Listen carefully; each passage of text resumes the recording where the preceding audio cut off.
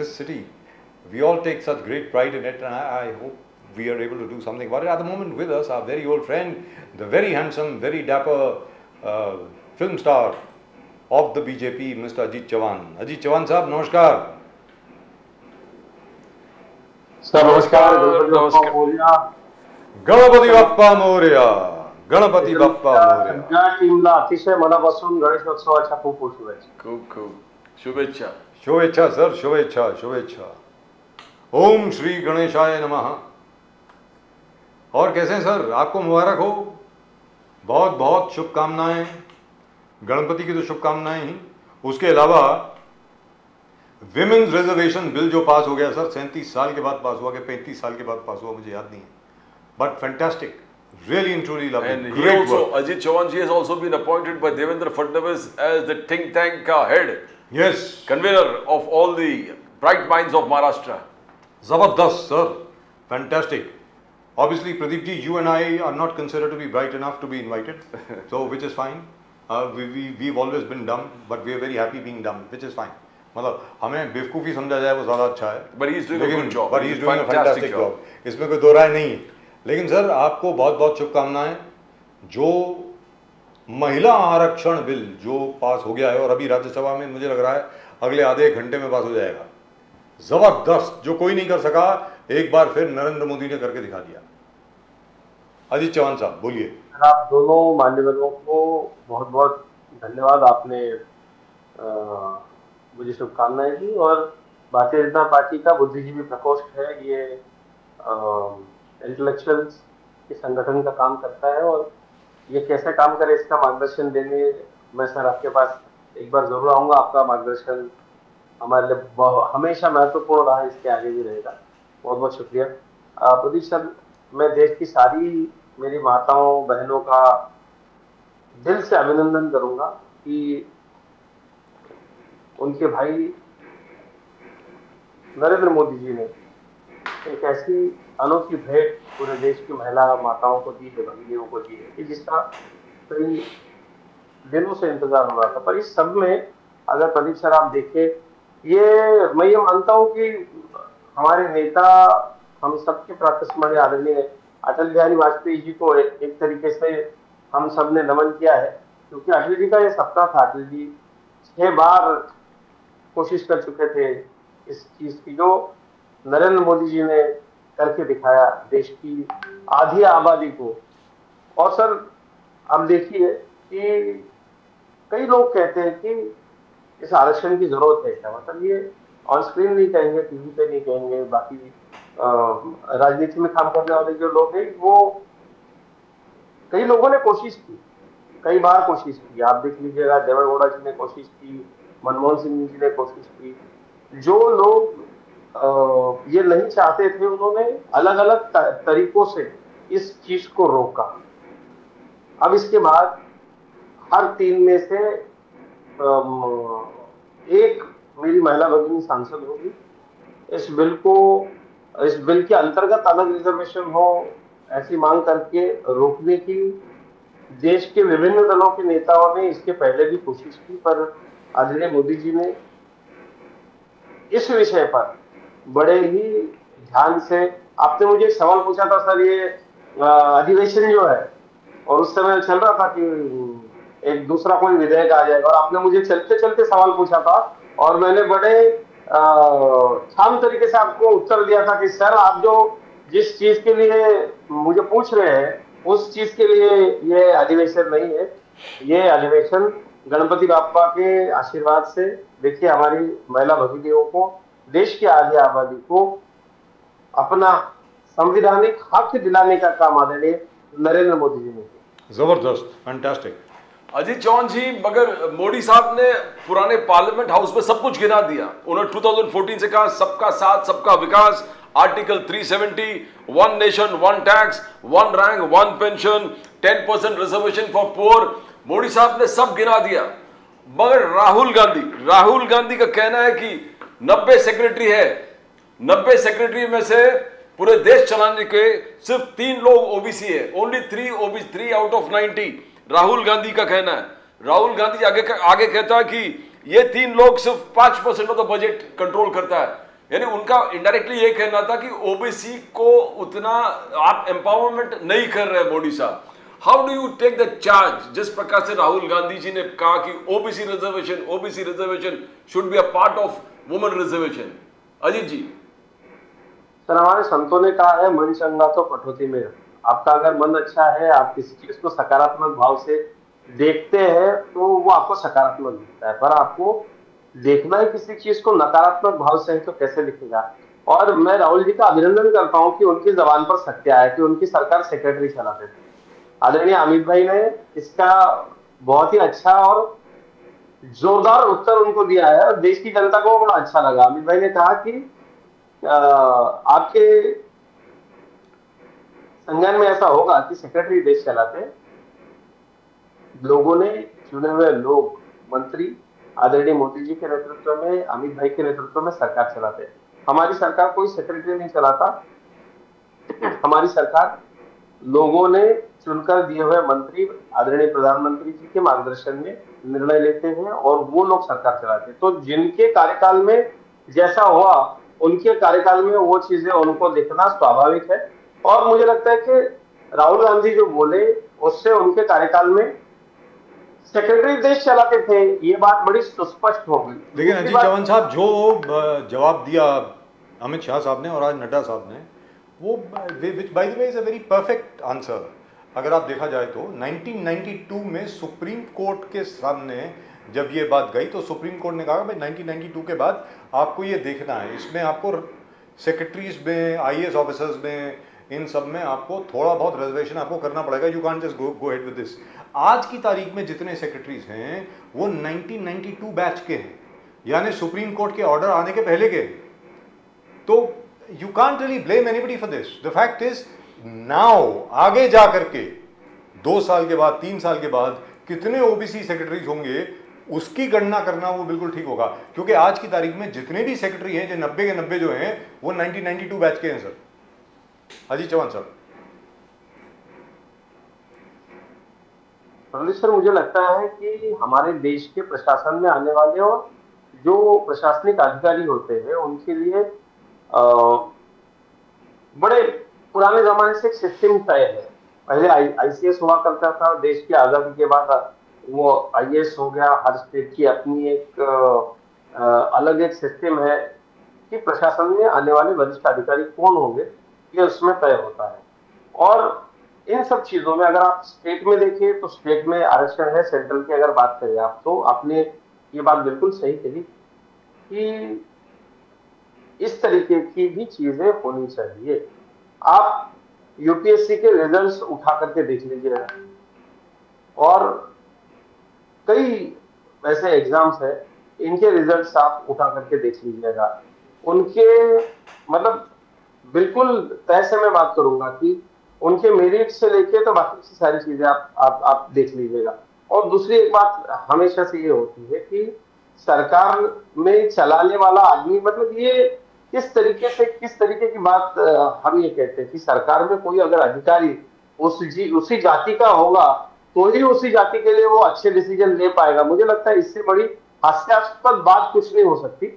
तो उसमें उस जाति के सेक्रेटरी आपको लाने हैं, तभी वो, आप सरकार से सवाल कीजिए, सरकार आपको जवाब देने में सक्षम है। मुझे लगता है इस तरीके से अगर प्रशासन के ऊपर हम पक्षपात की दृष्टि से देखेंगे तो मुझे लगता है अराजक का माहौल हो जाएगा। ये देश ये मतलब मैं किसी रिजर्वेशन कैटेगरी में नहीं आता हूँ, मैं ओपन कैटेगरी में हूँ। प्रदीप सर, मुझे राजीव सर, मुझे ये लगता है हमेशा से कि हम जिन हमारे बहनों और भाइयों को रिजर्वेशन है उनको जब तक रिजर्वेशन मिलते रहना चाहिए। आदरणीय सरसंघ चालक जी ने भी ये कहा कि जब तक कि हमारे मन में जो भेदभाव है वो खत्म नहीं हो जाता।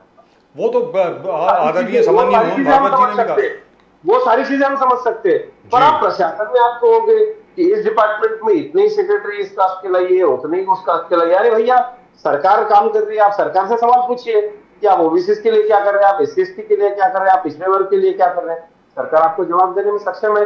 सरकार किस सेक्रेटरी से किस तरीके से काम करवा लिया जाए, ये सरकार का काम है। अब उस जाति का सेक्रेटरी अगर वहां आकर के बैठेगा और वो अच्छा काम करेगा, ऐसा किसी को लगता है, तो मुझे लगता है इससे बड़ी हास्यास्पद बात और कुछ नहीं होती। अजीत चौहान साहब, दूसरी चीज़ ये है, अब आदरणीय अमित शाह साहब गृह मंत्री, उन्होंने ये भी कहा कि देखिए, और अगर आप देखना चाहते हैं कि इलेक्टेड मेंबर कितने हैं, सबसे ज़्यादा ओबीसी इलेक्टेड मेंबर पार्लियामेंट में भारतीय जनता पार्टी से हैं। लोकसभा में 85 है सर, 29%, ऑलमोस्ट 30%, 29% ओबीसी मेंबर्स जो हैं वो भारतीय जनता पार्टी से हैं, and I think that is the largest number. So I think that argument doesn't wash, that is a very strange argument anyway. लेकिन यहाँ पर एक छोटा सा कॉम्प्लिकेटेड सा सवाल है साहब, गंभीर सवाल है। अजीत चौहान साहब जरा ध्यान दें, 2011 में सेंसस का पूरा डेटा कोलेक्ट हो गया था, वो गवर्नमेंट के पास था, 2014 तक उसकी पूरी प्रक्रिया पूरी हो गई थी, और 2014 में डिपार्टमेंट ऑफ स्टैटिस्टिक्स ने ये कहा कि यार इसमें कुछ फ्लॉज हैं, we are trying to work out the errors. वो कास्ट बेस्ड सेंसस जो लास्ट हुआ 2011 में, उसका रिजल्ट जो है आपके पास पड़ा हुआ है, आपने रिलीज नहीं किया। इनफैक्ट 2021 में, क्योंकि हर 10 साल के बाद सेंसस होता है, 2021 में सेंसस हुआ ही नहीं। तो कांग्रेस की ये डिमांड है कि 2011 के सेंसस के हिसाब से ही आप रिजर्वेशन दे दीजिए ना, रिजर्वेशन विद इन रिजर्वेशन।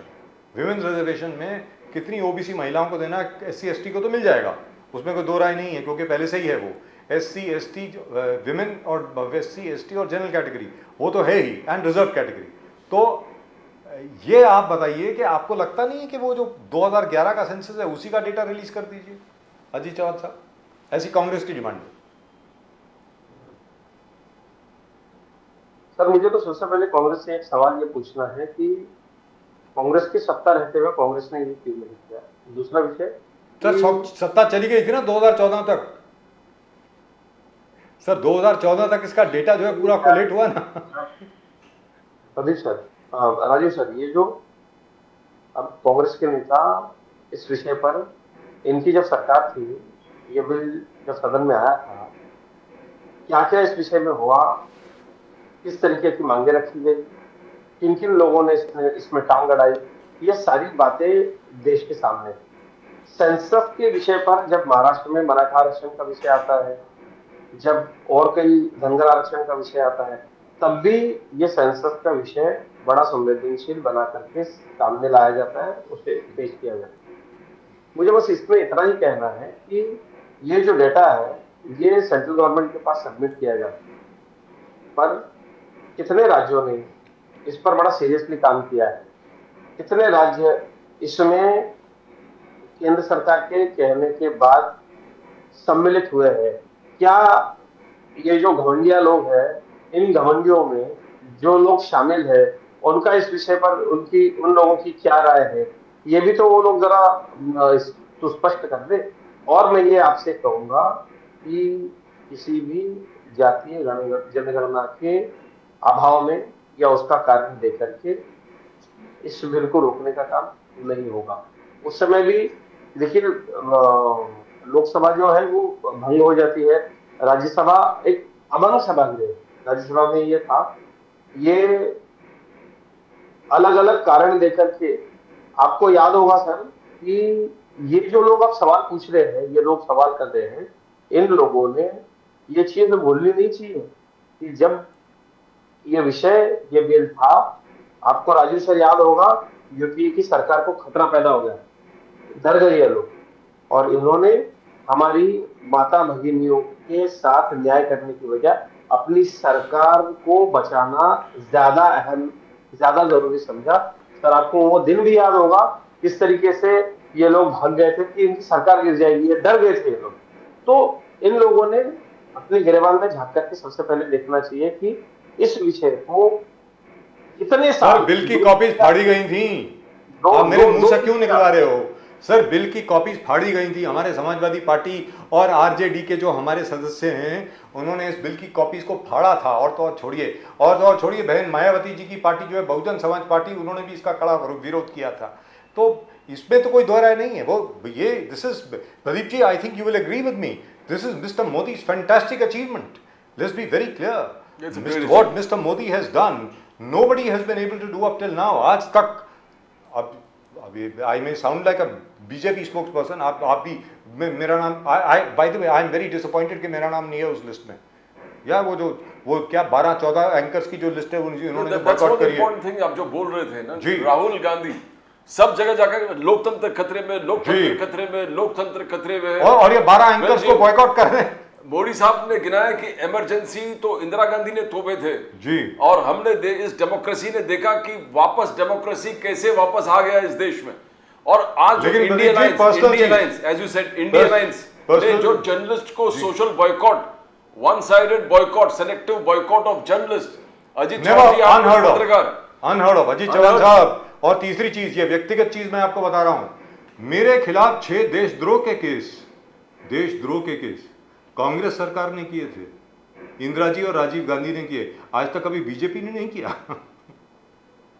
मैं ये कह रहा हूं आपसे। सो आई वाज सो डिसअपॉइंटेड कि हम लोगों का नाम नहीं है उस लिस्ट में। लेकिन अजीत चौहान साहब, आपको लगता नहीं है ये कुछ ज्यादा नहीं हो गया कि यार जर्नलिस्ट को बॉयकॉट कर रहे हो? ये मतलब मेरी समझ के बारे। अजीत चौहान साहब सर, इसको मैं बिल्कुल बेवकूफी वाली हरकत कहूंगा। आपने देखा होगा कि पूरे देश के पत्रकारों ने इसका निषेध किया, इसका विरोध किया। मैं ये चीज मानता हूं कि अगर आप पत्रकारों के सवाल का जवाब नहीं दे सकते तो आप मान लीजिए कि आपकी गलती है। जो पत्रकार आपसे तीखे सवाल कर रहे हैं, इतने सालों में जो आपसे गलती हुई, वो चीजें आपको पूछ रहे हैं, देश के बहुसंख्यक समाज के मन में क्या चीजें हैं, बहुसंख्यक समाज क्या सोचता है, सही में समाज के अंदर क्या विचार चल रहा है, ये लेकर के सवाल पूछने वाले लोगों को बैन कर देना, मुझे लगता है कि ये बैन नहीं कर सकते, ये कुछ और नहीं कर सकते। इनकी दादी माँ ने इमरजेंसी के जमाने में पत्रकारों को जेल में डाला था। उस समय तो खास खैर इलेक्ट्रॉनिक मीडिया ज्यादा था नहीं, पर प्रदीप सर आपको याद होगा, आपके कई सीनियर साथी 2-2 साल, और उस समय ये भी नहीं था कि इमरजेंसी कब खत्म होगी, ये भी मालूम नहीं था। कई लोगों ने 1-1.5 साल से ज्यादा पत्रकार जेल में रहे। तो ये लोग बैन कर सकते हैं, ये इनकी संस्कृति है। आवाज दबाना ये कांग्रेस की संस्कृति है, और आप देख लीजिएगा कि ये सुसाइडल होगा ये डिसीजन। ये जब समझ में आया तो ये घमंडिया जो सारे लोग साथ में, इन घमंडियों में से कुछ लोगों ने कहा कि भैया हम आपके इस निर्णय का साथ नहीं देंगे, इस डिसीजन का साथ नहीं देंगे। देश में पत्रकारों को इस तरीके से बैन कर देना ये कोई अच्छी बात नहीं, ऐसा मुझे लगता है। और देश की जनता, देश के सारे मीडिया हाउसेस इस चीज को देख रहे हैं कि आप चीजों के जवाब नहीं दे सकते तो आप भाग जाओगे। ऐसा तो हो नहीं सकता। ये है अजीत चौहान साहब, सबसे बड़ी बात यहाँ पर ये है कि मेन स्ट्रीम मीडिया में जो सारे के सारे लोग हैं जिनके खिलाफ जो कुछ भी कहा गया है, वो सब लोग तकरीबन कॉर्पोरेट मेन स्ट्रीम मीडिया का हिस्सा है। वो सब नौकरी कर रहे हैं। अरे भाई, आपको तकलीफ है तो आप कहिए ना भाई we are boycotting this media house. सीधी बात बोलिए कि जितने भी सेठ लोग हैं, हम इन लोगों को बॉयकॉट कर रहे हैं। वो जर्नलिस्ट की क्या गलती है यार उसमें? वो तो नौकरी कर रहा है बेचारा, और सेठ जी वो बोलेंगे वो करेगा। क्या बात कर रहे हो? नहीं तो मतलब या तो फिर रिजाइन करिए और जाइए बाहर। मतलब I don't understand this at all. मतलब ये तो बहुत ही अजीब चीज़ है। Very very frankly speaking, in my I have never seen something like this in 41 years। I have never seen something like this happening. और अगर आपको मान लीजिए लगता है कि कोई भी एंकर कम और भारतीय जनता पार्टी का प्रवक्ता ज्यादा है, तो मत जाइए, उसमें अनाउंसमेंट करने की क्या जरूरत है? मुझे ये समझ में नहीं आया अजीत चौहान साहब। तो ये क्या हो गया है कि ये अब नया ट्रेंड शुरू हो गया है क्या कि वील सोशली बॉयकॉट यू? मतलब ऐसा हो गया क्या हो गया है? सर, जब आप किसी चीज को जवाब नहीं दे पाते तो उसको आप टालते हैं, और ये निसर्ग का नियम है कि आप जिस चीज का उत्तर नहीं दे पाते, आपको जो चीज बड़ी ही मुश्किल लगती है, तो इन पत्रकारों के सवालों का सामना करना शायद इन लोगों के लिए बड़ा मुश्किल साबित हो रहा होगा। और आप सारे ये साथी देख लीजिएगा, इन लोगों ने, मतलब मैं कई सारे लोगों के साथ काम कर चुका हूँ जिनके ऊपर इन लोगों ने बैन लगाया है। मैंने बीजेपी शो में मैं एज ए गेस्ट जा चुका हूँ। तो ये हमसे भी तीखे सवाल करते हैं, ये हमसे भी कई चीजों का जवाब मांगते हैं। जिस प्रणाली में हम काम करते हैं, इस प्रणाली में उल्टा विरोधकों ने पत्रकारों को साथ लेकर के सरकार से सवाल पूछने की जरूरत है। हम तो पूछते भैया, हमसे सवाल कीजिए आप जो जनता के हित में हो। उल्टा ये लोग मीडिया से ही भाग जा रहे। तो ये कोई बात न देश के चलिए पल्ले पड़ी, अजय चौहान साहब, ये तो बात रही जहाँ तक के के पल्ले पड़ी, तो ये बड़ा निषेधार्य कदम है। मैं जी, तो आपके लिए तो अच्छा ही है सर, आपके लिए तो अच्छा है, बीजेपी के लिए तो बहुत अच्छा है। जो भी काम हो रहा है वो बड़ा आपके लिए अच्छा हो रहा है। लेकिन सर अजीत चौहान साहब, सॉरी प्रदीप जी, गवंडिया गठबंधन सनातन धर्म के खिलाफ है, वही बोला अजीत जी। आप गवंडिया गठबंधन फॉलो किया था वो तो सर आपकी नूरा तो आज तो क्या गवंडिया गठबंधन जो सनातन धर्म के खिलाफ विरोध में बोल रहे हैं, ये आपको तमिलनाडु में बहुत अच्छा इम्प्रेसिव जो अन्नामलाई का घर घर यात्रा चल रहा है उसको पुश कर लेगी? How do you see? ये तो कंस्पिरेसी है sir. Seems to be a tactical. No sir, this is cooperation between the DMK and BJP. I am very convinced. क्या गठबंधन उदयनिधि स्टालिन साहब को अजीत चौहान साहब ने फोन करके बोला कि ये बोलो बीजेपी के लिए बहुत अच्छा है। आपने फोन किया था ना सर, बताइए। तो विरोधी है सनातन धर्म के जी गठबंधन गठबंधन। अजीत जी, प्रदीप सर, एक चीज होती है कि पॉलिटिक्स में विचारधारा के साथ पॉलिटिक्स करना। तो हम भारतीय जनता पार्टी के कार्यकर्ता हैं, हम राष्ट्रीय स्वयंसेवक संघ के विचारों से प्रेरित होकर राजनीति में आए। हमारी कुछ चीजें हैं जो बिल्कुल फिक्स्ड होती है, उसमें हम कभी भी कॉम्प्रोमाइज नहीं करते। हम राष्ट्रीय विचारों से काम करने वाले कार्यकर्ता हैं और सनातन धर्म के अभिमानी। हमारे पुरखों ने इस धर्म की रक्षा के लिए, व्यक्तिगत रूप से मेरे पुरखों ने, कई पुरखों ने विदेशी आक्रांताओं के साथ लड़ते लड़ते वो शहीद हो गए, अपनी जान दे दी और हमारे इस मिट्टी की, इस राष्ट्र की, इस धर्म की रक्षा की। अब ऐसे कितने ही लोग पैदा हो गए 5000 साल पुराने सनातन धर्म को समाप्त करने के लिए।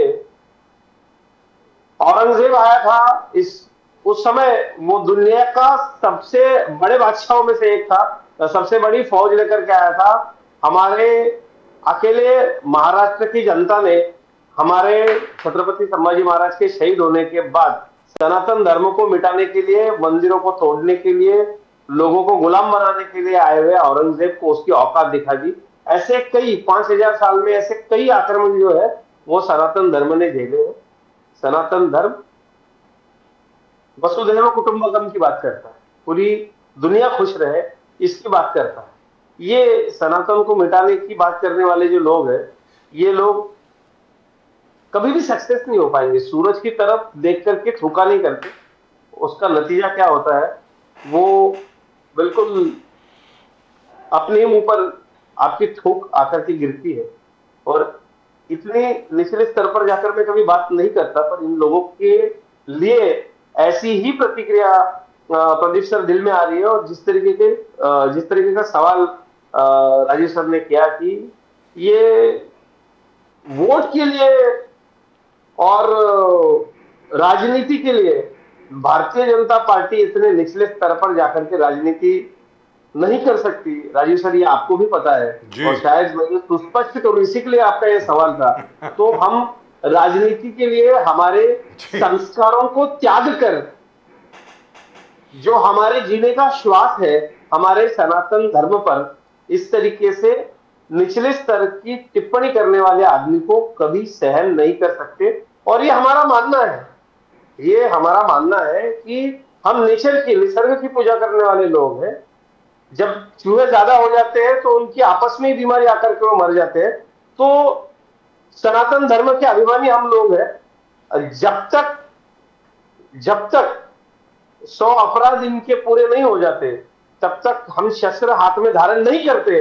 पर एक सनातनी और हिंदू धर्म का अभिमानी जब अपनी धर्म की रक्षा के लिए शस्त्र हाथ में उठाता है तो क्या होता है, इसका पूरा गौरवशाली इतिहास इस देश के इतिहास के पन्नों में आपको मिल जाएगा। कहने का मतलब ये हुआ कई स्टालिन आए, कई स्टालिन गए, इनसे कोई फर्क नहीं पड़ेगा कि स्टालिन जूनियर साहब शिशुपाल हैं, आप श्री कृष्ण हैं। लेकिन ये तो बताएं कि जहां तक के उदयनिधि स्टालिन साहब का सवाल है, क्या वो घबरा गए जिस प्रकार अभी अन्नामलाई साहब काम कर रहे हैं?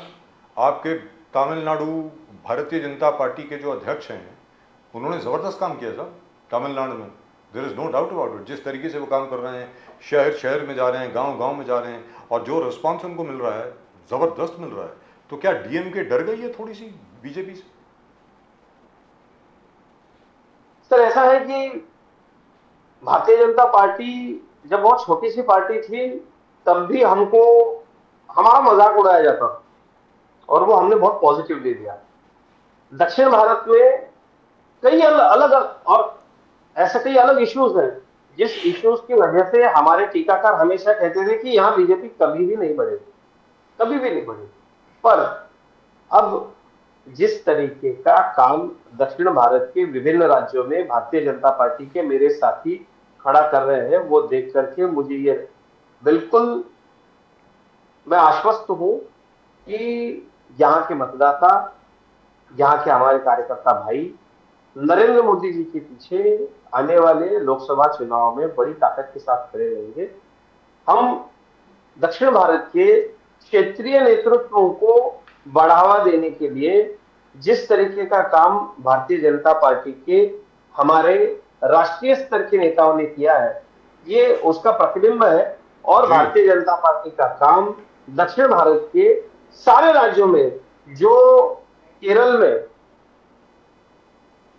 जी खास करके भारतीय जनता पार्टी के वोटर्स ने जो केरल में जो चीजें देखी, वो चाहते हैं कि दक्षिण भारत के दूसरे राज्यों में ना हो। और दक्षिण भारत के कई राज्य और कई पॉकेट्स भारतीय जनता पार्टी के विचारों का गढ़ है सर, विचारों का गढ़ है। भले ही पिछले कई सालों में हमें वहां पर चुनावी सक्सेस ना मिला हो, पर अब वो हमको जरूर मिलेगा। अजीत जी, कांग्रेस का कहना संस्कारों की तीन पीढ़ियां वहां खपी है और संघ संस्कारों द्वारा भारतीय जनता पार्टी के राष्ट्राभिमानी कार्यकर्ता दक्षिण भारत के कई राज्यों में, जिसमें तमिलनाडु भी आता है, उसमें तैयार हुए हैं और वो पीढ़ी अब वहां पर भारतीय जनता पार्टी को बढ़ाएगी, इसका मुझे दिल से विश्वास है। Ajit ji, Congress is confident. Ajit ji, Congress is extremely confident. बोले आने वाले 5 राज्यों का चुनाव में Congress is going to sweep. They say Congress will SVEEP because हमारे गरीब कल्याण स्कीम जो कर्नाटक में सक्सेस हुआ वही तेलंगाना में सक्सेस होगा, छत्तीसगढ़, मध्य प्रदेश, राजस्थान। जैसे ये जो 6 वचन, यानी 2 दिन पहले 6 वचन जो राहुल गांधी जी, सोनिया गांधी जी वहां पर जाके बोले थे कि 6 वचन, वुमन को ये देंगे हम 1500 से 1800 रुपया एवरी मंथ, फिर फ्री बस ride, units free, senior citizen को पेंशन, बच्चों को एजुकेशन के लोन, गरीबों को प्लॉट देंगे घर बांधने के लिए। तो इस प्रकार के गरीब कल्याण स्कीम जो कर्नाटका में सक्सेस हुए थे, the Congress believes it will be success in all the coming 5 states. Ajit Chauhan ji, आपके सामने बहुत बड़ा चैलेंज है, एक बहुत बड़ा चैलेंज है। कांग्रेस का कहना है कि कांग्रेस, हम लोग गरीब कल्याण स्कीम चालू कर दिया और तेलंगाना में बीजेपी ने रजक्कर का पिक्चर भी निकाल दिया हिंदू मुस्लिम डिवाइड के लिए। रजक्कर्स ने डेफिनेटली अत्याचार हुए थे हिंदुओं पर, बट कश्मीर फाइल्स एक पैटर्न चल रहा है way BJP is concern. Ajit Chauhan ji. Pradeep sir, सबसे पहले तो मैं आपको बात कहूंगा कि कर्नाटका में जो स्कीम्स अनाउंस हुए हैं वो अपने विशिष्ट मतदाताओं का कितना निचले स्तर पर गिरकर उनको खुश करने की कोशिश की जा सकती है, वो आप देख सकते हैं। अल्पसंख्यकों को 5 लाख देंगे। अरे भाई, आप सब गरीबों को दे दो, क्यों देंगे सिर्फ अल्पसंख्यकों? तमिलनाडु में जिस तरीके से गणेशोत्सव पर एक तरीके से ऐसे नियम पुलिस ने लगाए हैं, कर्नाटक में ऐसे नियम पुलिस ने लगाए हैं कि आप गणेशोत्सव या किसी और उत्सव की परमिशन लेने अगर आप जाए तो आदमी परमिशन के कागज जमा करते करते थक जाए, उससे वो होगा नहीं। तो आपको देश सशक्त बनाना है, राज्य सशक्त बनाना है, या टैक्स के पैसे फ्री फंड में एक विशिष्ट वर्ग को बांट करके देश को और राज्य को दिवालिया बनाना है, ये यहाँ के मतदाताओं को जरूर सोचना होगा और इस चीज का निर्णय लेना होगा। यहाँ पर अजय चौहान साहब एक छोटी सी बात है। अजय चौहान ये साहब, ये बड़ा छाती ठोक के कहते हैं सर कि 450 का सिलेंडर इतना हो गया उतना हो गया। अरे भैया, उस समय जब 450 में सिलेंडर मिलता था तो पंचर भी 20 रुपए में बन जाती थी। आज मुंबई में 100 रुपए में हम पंचर बनाते हैं, 5 पंचर हो गए तो 500 रुपए देते हैं। तो उस समय 20 रुपए में पंचर बन जाती थी, 100 रुपए की पंचर 500 रुपए की होगी। सीधी सी बात है सर। और मैं एक बात कहता हूँ कि क्या टैक्स पेयर्स के पैसे इस तरीके से फ्री फंड में लुटाने का किसी पॉलिटिकल पार्टी को हक होना चाहिए, राइट होना चाहिए? मतलब आप सत्ता में आने के लिए आप स्टेट को बेच देंगे। सर मैं किसान हूं, मुझे मजदूर नहीं मिलते क्योंकि इतने सारे स्कीम्स है। मैं कहता हूं कि आप बिल्कुल आप फ्री में मेडिकल की सुविधाएं दीजिए, बाकी सारी चीजें कीजिए, पर आप स्कीम्स इतने दे देंगे, एक वर्ग टैक्स भरेगा और दूसरा उस टैक्स के पैसे पर ऐश करेगा। ये सर नहीं हो सकता। लेकिन अजय चौहान साहब, टैक्स तो हर कोई भरता है सर, टैक्स तो हर कोई भरता है। आज भारत में जो भी पैदा होता है वो टैक्स भरता है। अगर आप दुकान से कुछ भी खरीदते हैं तो आप टैक्स भर रहे हैं, जीएसटी तो है ही। डॉक्टर सुब्रमण्यम स्वामी, जो भारतीय जनता पार्टी से ही राज्यसभा के मेंबर थे, अब नहीं हैं, उन्होंने कहा है, एक बार नहीं 1000 बार कहा है कि इनकम टैक्स तो बंद हो जाना चाहिए, बिकॉज एवरीबॉडी पेज जीएसटी आप बढ़ा दीजिए, income tax, personal income tax देना आप बंद करवाइए। खैर, दैट्स अ सेपरेट इशू। मैं यहां पे आपसे एक और सवाल पूछना चाहता हूं sir, very important. Women's empowerment bill या विमेन्स रिजर्वेशन बिल जो लोकसभा में पास हुआ है, उसको सिर्फ 2 लोगों ने, 2 शख्सियतों ने उसको ओपोज किया, उसका विरोध किया। एक हमारे मित्र असदुद्दीन ओवैसी साहब और दूसरे हमारे परम मित्र इम्तियाज जलील साहब, दोनों AIMIM के। इनके बारे में आप क्या कहेंगे? इनका कहना है कि क्योंकि उसमें मुस्लिम महिलाओं के लिए आरक्षण नहीं है, इसलिए हमने विरोध किया। अजय चौहान साहब।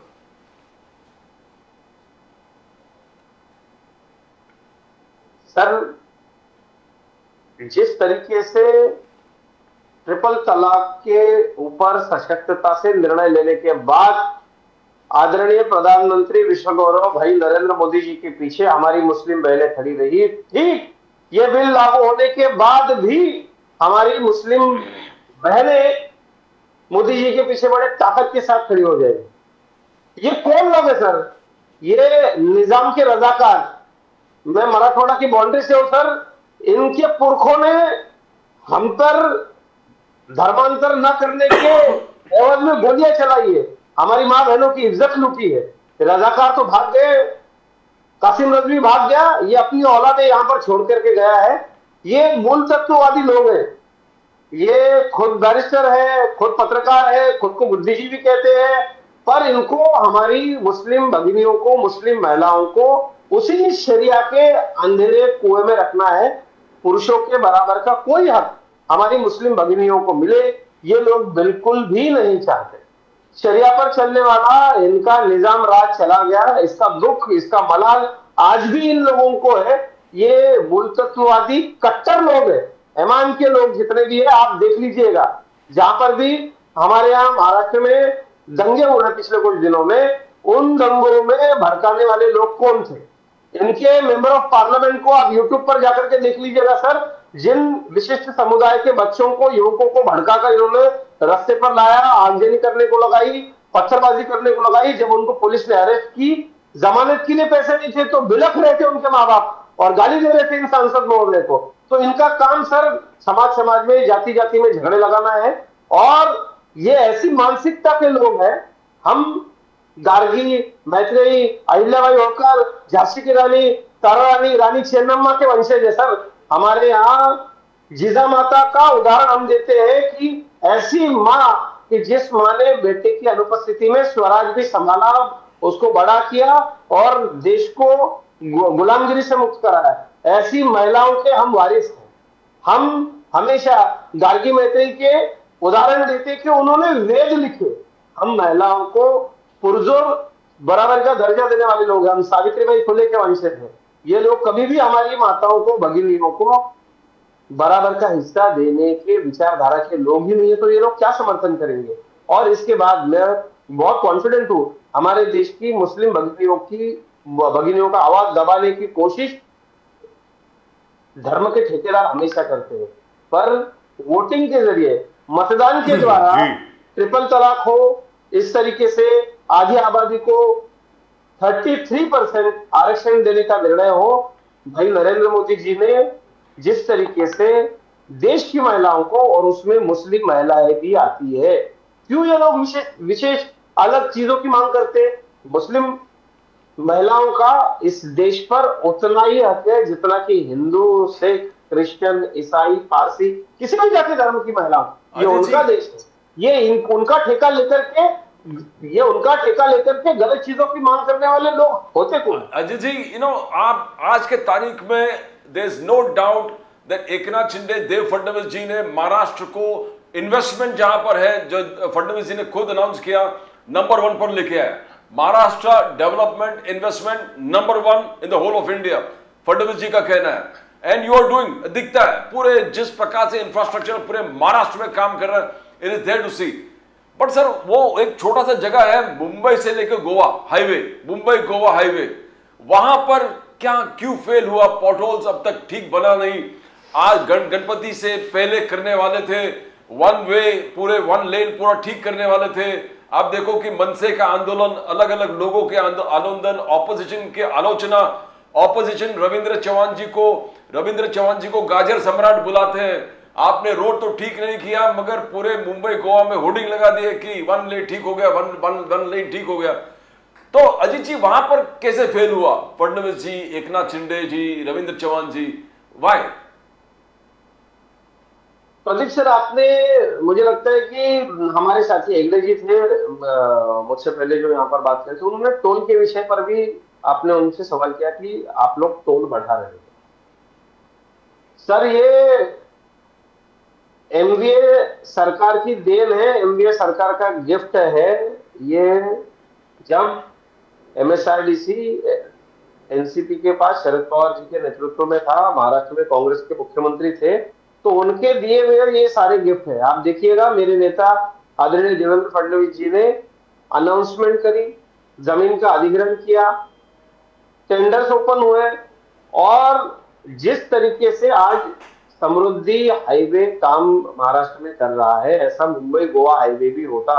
पर शुरू से इन लोगों ने, कांग्रेसियों ने जो ठेकेदार यहां पर लाए, उन ठेकेदारों ने इस हाईवे की ये दुर्दशा की है।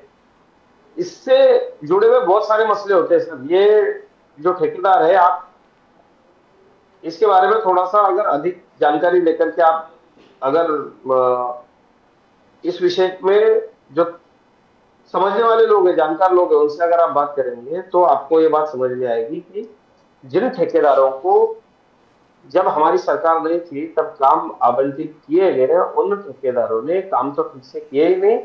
इस विषय में अलग अलग कोर्ट में जाकर के केसेस इन्होंने किए। तो नई सरकार के सामने इतने सारे आह्वान इस विषय में होते हैं कि एक तरीके से ये कोर्ट में जाकर के दूसरे कोई कॉन्ट्रैक्टर अपॉइंट करने के लिए तकलीफ लाते हैं, उसमें बार बार ये हाईकोर्ट सुप्रीम कोर्ट चले जाते हैं, काम बंद करवाते।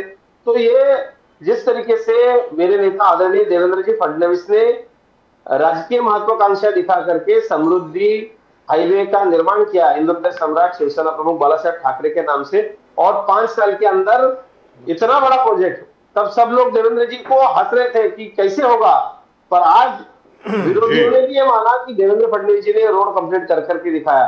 टोल के बारे में आपको बता दूं सर, इन लोगों ने एमएसआरडीसी के थ्रू जब अलग अलग कॉन्ट्रैक्टर्स को ये टोल दिए, आप देखिए कांग्रेस के कौन से नेता, एनसीपी के कौन से बड़े नेता उस समय के इसके पीछे है, जिन लोगों ने इनके साथ कॉन्ट्रैक्ट साइन किए, और कौन किस कंपनी में पार्टनर है, ये भी ढूंढने की जरूरत है। और उनके साथ कॉन्ट्रैक्ट जब होता है तो कुछ सालों में इतना परसेंट बढ़ेगा, इतना इजाफा इसमें होगा, ये उस समय महाराष्ट्र गवर्नमेंट को मानना पड़ता है। और टेक्निकल और न्यायालयीन प्रक्रिया में सरकार को ये लोग बार बार कोर्ट ले जाते हैं। इसके लिए सरकार की इच्छा नहीं होते हुए भी ये सारी चीजें हो रही है।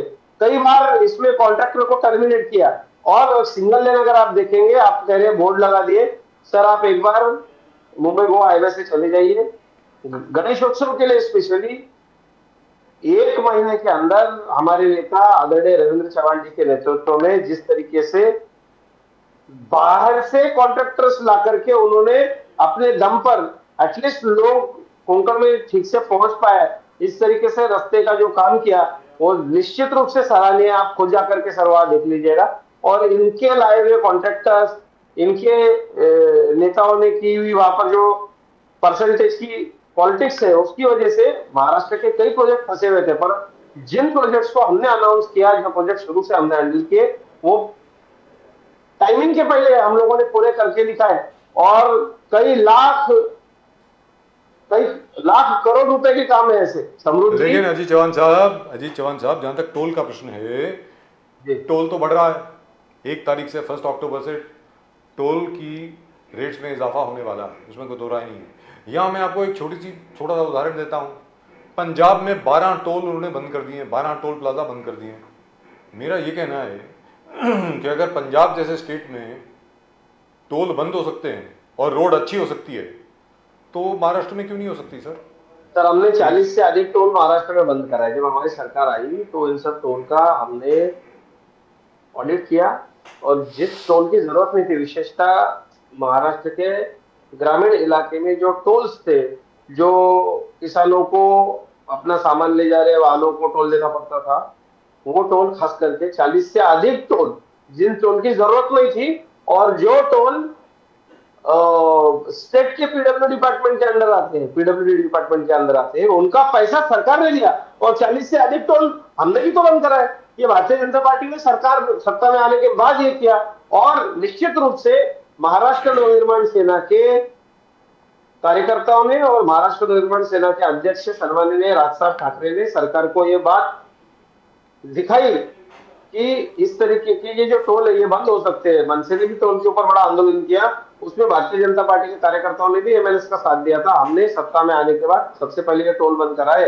अब मुंबई एंट्री पॉइंट्स और बाकी टोल्स की जो बात आप कह रहे हैं, मैं वही आपसे कह रहा हूँ कि कौन लोग सत्ता में थे, किन लोगों ने इनके साथ में एग्रीमेंट्स किए हैं, किन लोगों ने उनकी सत्ता होते हुए 10% बढ़ेगा, 5% बढ़ेगा, 15% बढ़ेगा, ये सारी शर्तें मान लिए। सर ये आप दिखाइए, ये सारे लोग जो आदित्य ठाकरे जी आप बोल रहे हैं, उस समय आदित्य ठाकरे जी की सत्ता नहीं थी क्या? आदित्य ठाकरे जी की सरकार नहीं थी क्या? आदित्य ठाकरे जी मंत्री नहीं थे क्या? तब आपने क्यों नहीं कुछ बोला कि टोल बढ़ रहे हैं, लोगों को तकलीफ हो रही है? आपको तो टोल नहीं लगता। हम आम लोग हैं जो टोल लेकर के सफर करते हैं, ये तो अपनी गाड़ी में स्टिकर लगा करके निकल जाते हैं। तो ये सवाल इन्होंने भी करना चाहिए। और भारतीय जनता पार्टी ने 40 से अधिक टोल बंद कराया महाराष्ट्र में, टोल की मुक्ति हमने कराई।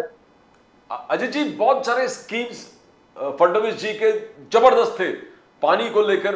नरेंद्र मोदी जी के स्कीम सेंटर से पानी को लेकर जबरदस्त थे। मराठवाड़ा में घर घर जल, फडणवीस जी हर घर नल से जल, प्रधानमंत्री के स्कीम्स हर घर घर नल से जल, जल जीवन मिशन सेंटर स्टेट दोनों का, जल आयुक्त शिविर फडणवीस जी के शायद पेट प्रोजेक्ट, बहुत पेट प्रोजेक्ट थे। मगर फिर भी ऑपोजिशन का आलोचना है कि पीने का पानी घर घर पहुंचा नहीं है। It's a very direct criticism on this government, specially Fadnavis साहब पे, बिकॉज ये उनका पेट स्कीम था। और हर घर नल से जल प्राइम मिनिस्टर मोदी जी का पेट स्कीम है। 11 करोड़ मोदी साहब का आंकड़ा है कि 11 करोड़ घरों में हमने नल से जल पहुंचाया है। और बाकी जितने स्कीम्स है फडणवीस जी ने यहां पर इंप्लीमेंट किया, but they say it not reach the people. It does not reach the people. Ajit Chauhan ji, why is it? Why is the opposition saying that? Sir ये ऐसे लोग हैं जो आम जनता में रहते नहीं। इन लोगों ने जाकर के देखना चाहिए कि आदरणीय प्रधानमंत्री जी ने जब एक सपना देखा था कि हमारी जो माता बहनें जो सर पर मटका लेकर के पानी के लिए दूर जाती है, तो कितनी बहनों के माताओं के सर से मटका उतरा। करोड़ों घरों में महाराष्ट्र में आदरणीय मोदी जी का सपना पूरा करने के लिए और हमारी माता भगिनियों की तकलीफ कम करने के लिए हर घर जल का मिशन पहुंचाया गया।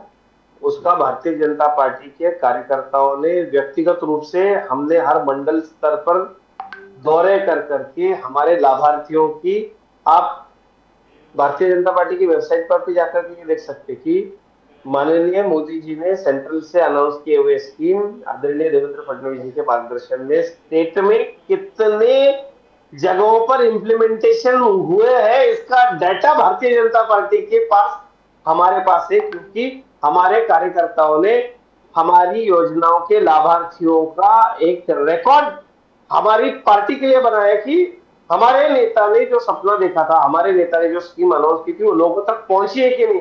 इसके लिए हम सरकार की यंत्रणा पर अवलंबित नहीं है, ये हम हर मंडल स्तर पर जाकर हम सर्वे करते हैं और इसकी पूरी आंकड़े हर डिस्ट्रिक्ट के, हर तहसील के, हर गांव के आंकड़े हमारे पास है। तो विरोधकों का ये दावा पूरी तरीके से झूठा है। खास करके भारतीय जनता पार्टी के कार्यकर्ताओं को तो इस तरीके के आह्वान उन लोगों ने देने नहीं चाहिए, क्योंकि हम मंडल स्तर पर, बूथ स्तर पर इसका सर्वेक्षण करके इसकी पूरी संख्या लाभार्थियों की हमारे पास, और हमने कई लाख पत्र मोदी जी को धन्यवाद मोदी जी के रूप से महाराष्ट्र से 25 लाख से अधिक पत्र खुद उन अलग अलग स्कीम्स के लाभार्थियों ने हमारे भारतीय जनता पार्टी के कार्यकर्ताओं के माध्यम से लिख करके आदरणीय मोदी जी को भेजे। तो ये लेकिन यहाँ पर अजीत चौहान साहब आखिरी सवाल आपसे ये है कि भाई पिछली मर्तबा अगर आप देखें 2019 में, तो राजस्थान में आपने 100% सीटें जीती, 100%। कांग्रेस को एक भी सीट नहीं मिली। मध्य प्रदेश से शायद आप 26 सीटें जीत गए 28 में से, जहां तक मेरा ख्याल है जी। छत्तीसगढ़ में भी आपकी परफॉर्मेंस जबरदस्त रही। महाराष्ट्र में आपने 41 सीटें जीती 41।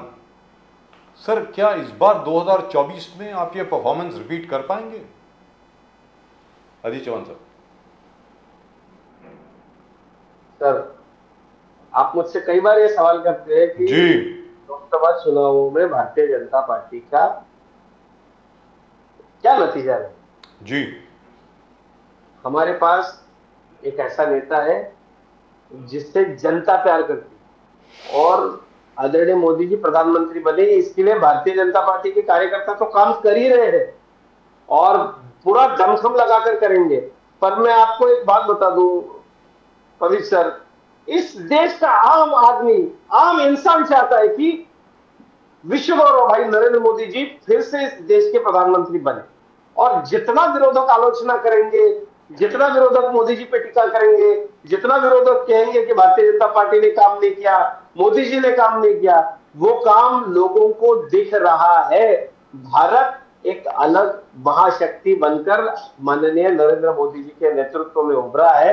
एक अलग से अर्थ शक्ति हमारी बनी है, एक अलग से राजनीतिक शक्ति हमारी बनी है।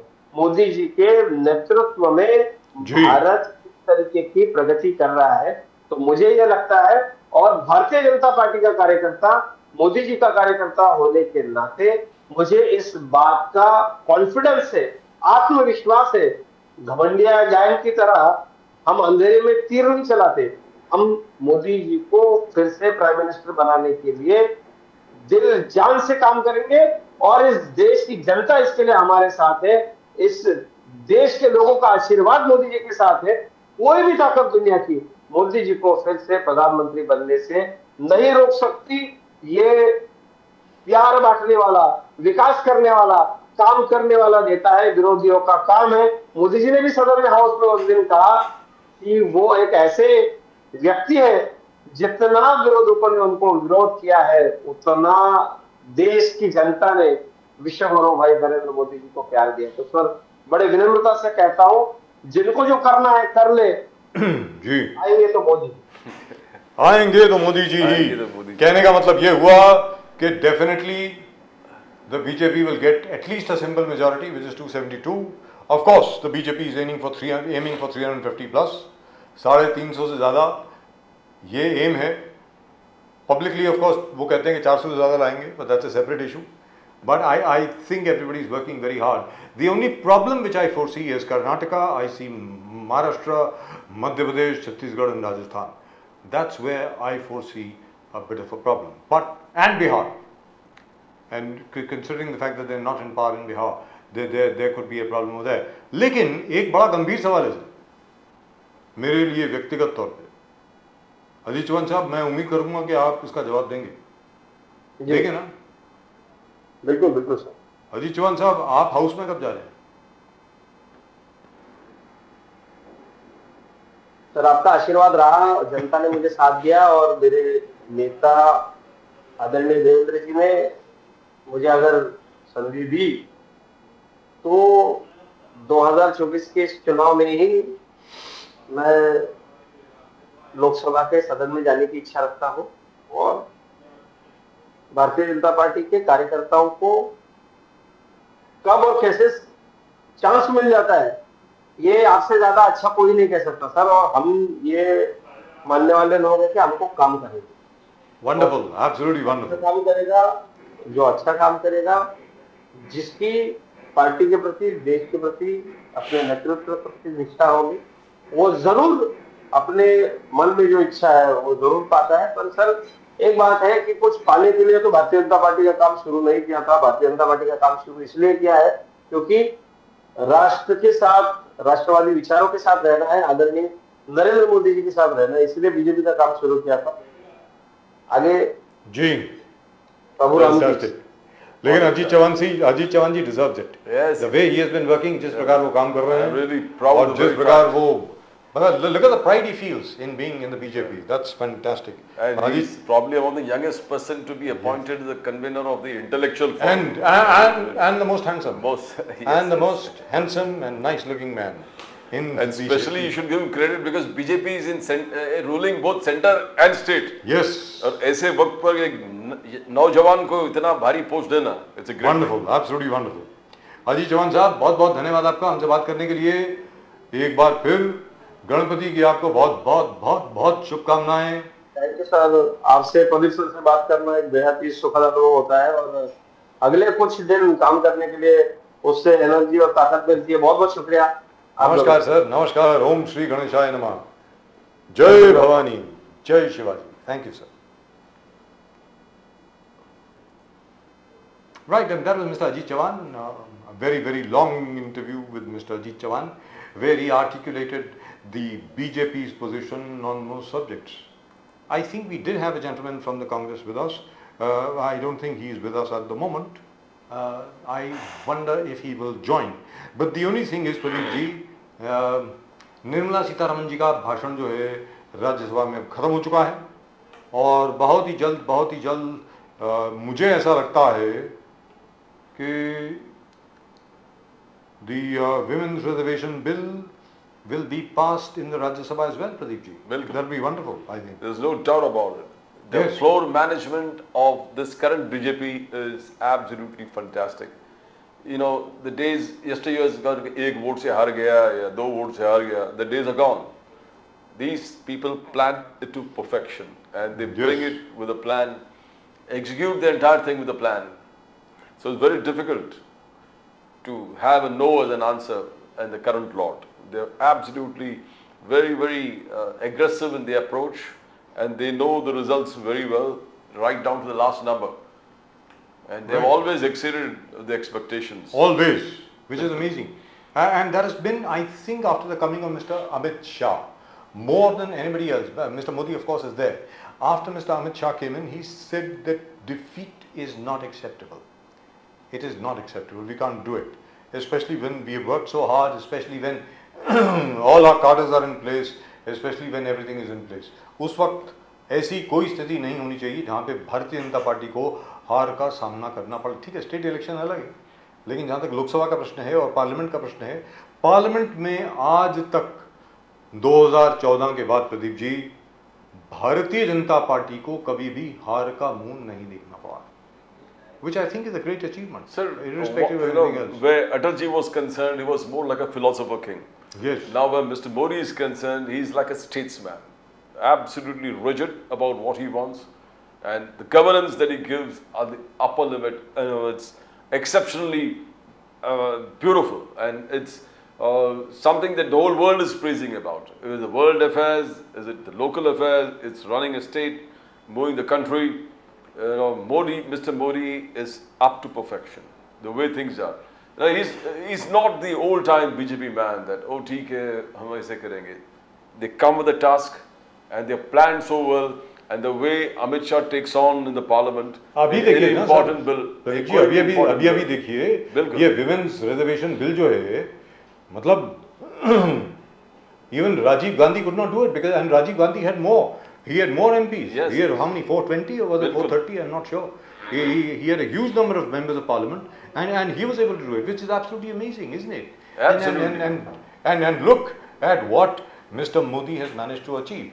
तो जब भारतीय जनता पार्टी वाले कहते हैं मोदी है तो मुमकिन है, परफेक्ट है साहब, इसमें कोई दो राय नहीं। खैर फिलहाल that's all we have got for you in tonight show. आज के शो में सिर्फ इतना ही। From both Pradeep ji and myself, आप सब लोगों को गणेश उत्सव की बहुत बहुत बहुत बहुत शुभकामनाएं। ओम श्री गणेशाय नमः। जय हिंद, जय महाराष्ट्र, जय भवानी, जय शिवाजी, वंदे मातरम। Vande Mataram.